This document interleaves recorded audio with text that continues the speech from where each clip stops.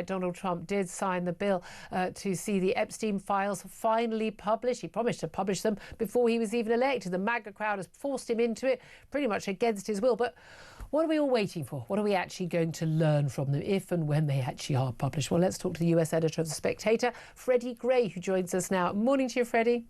Good morning, Julia. How are you? Very well indeed. What is in these files that we don't already know? Well, I don't think anybody really knows because there's so many of them. I mean, there are a lot of people putting it about that there is some photograph of Donald Trump with Epstein and some young girls. Nobody knows if that's true. I think what Trump is saying, and I think he has a fairly good point here, is that this is very similar to Russiagate, the scandal that sort of afflicted and derailed a lot of his first administration. Yeah. Democrats are constantly making quite snide remarks, suggesting that some great bomb is about to drop. But so far, the bomb hasn't exactly dropped on Donald Trump.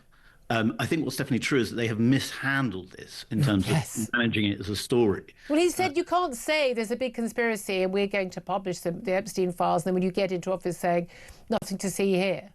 Yes.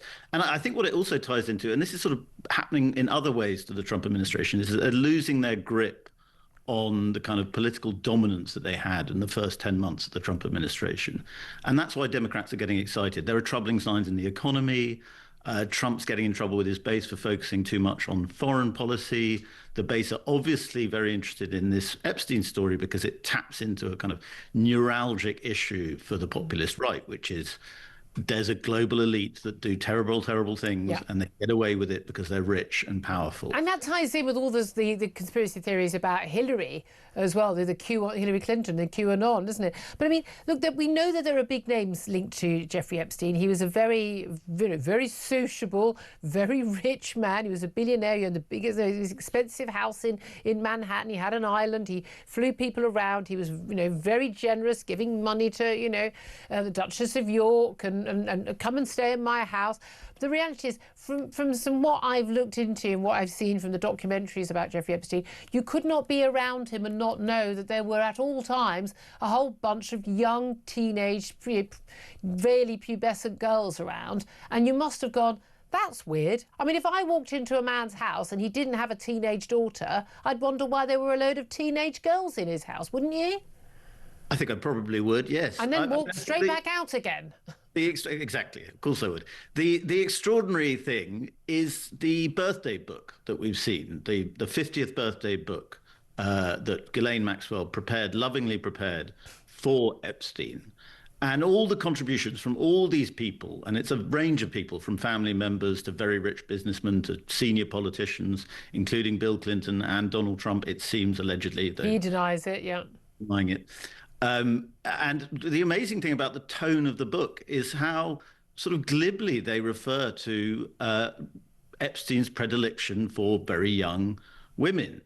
And it was just sort of thought to be a bit of a joke among them. And of course, that just sounds so odd to us now. As long as it's not their daughter. And again, a lot of people might say, oh, different times, pre-Me Too and the like. It's like, yeah, I don't remember there was ever a time where we thought it was okay for men, middle-aged men, or anyone over 16 to be trafficking and having sex with, vulnerable girls who were aged 14 or 15. Pretty sure that was always considered a bad thing.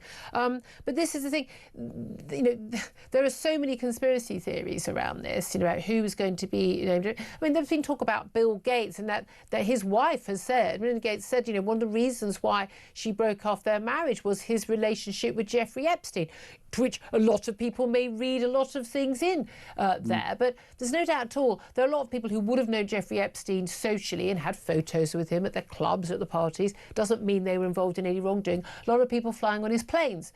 Clinton, I think he's admitted, Bill Clinton, he flew on his plane, but he didn't go to the island. But if you stayed in his house, if you were on his island, I don't know how you could have not known what was going on. Well, that's it. And I think that the thing that really sickens people about the story is this kind of, for other people it's wrong, but for us, we get away with it. And that's the sort of... we could do what we want. In the emails. And yes, and actually, if you look at the emails, a lot of it is talking about media narratives. They're always talking about, Epstein was constantly communicating with senior Democrats or senior anti-Trump figures about how he could offer them something. He could help them. Yeah. Because, he can control the story. Yeah. He was trying to use it himself for leverage to maybe get himself off the hook and so on. So I think this is what's really sick about this story. And I think that's why it keeps bubbling on, because even though we might not get there, and I think the really fascinating stuff, which is very hard to prove and no one quite knows what it is Epstein's possible links to intelligence agencies. Well, there've been allegations that, he was basically the reason, he wasn't blackmailing people and that's how he got away with it. It was actually, the CIA, the accusations was, and also, of course, Mossad. There's always an Israeli link, isn't there? We don't know whether, how much that's a conspiracy theory or not. But certainly some of the CIA claims seem to be not entirely, absurd in nature. No, I don't think they're entirely absurd. And I think, this is again where we're probably not going, even with this massive release, we're not going to see all the information because things can be withheld on grounds of national security. Yeah. And in fact, a lot of people think that the Trump administration might set up investigations into things that it can then claim it needs to redact these things on national security. And then the Democrats are going to do what Republicans have been doing them for ages, which is saying, you're not releasing everything. There's more here. Why are you playing fun games with these redactions? And the conspiracy will just bubble on and on and on. Well, indeed. I mean, Philip Ingram, who's a former senior military intelligence officer who's with me in the studio, has pointed out, anything that's actually seriously damaging to anyone very important may already have just disappeared into the ether. Well, quite. I mean, I think the in terms of just mud flinging, which is what this is going to be, I do think the Democrats might be overstepping the mark somewhat at the moment. I think they're getting very excited about this as a kind of the way to finally bring down Donald Trump. Yeah. But also, it's all factored in. He's admitted to grabbing women by their private parts. He's admitted to sexual assault. He's been in a libel trial, basically, found by, a court that they believe, on balance of probabilities, he did sexually assault a woman in a department store. I mean, for goodness sake, this is all priced in. And can anyone name a Republican figure other than Donald Trump who's been associated with Epstein? It's quite hard to. Very interesting point. Very much more associated with the Democrats.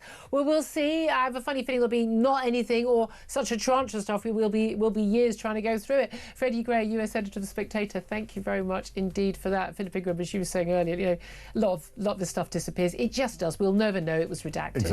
Exactly. We'll never know it existed unless Ghislaine Maxwell's stuff suddenly hits. She knows things. She knows stuff. She knows things. Well, she's in a very nice soft prison now.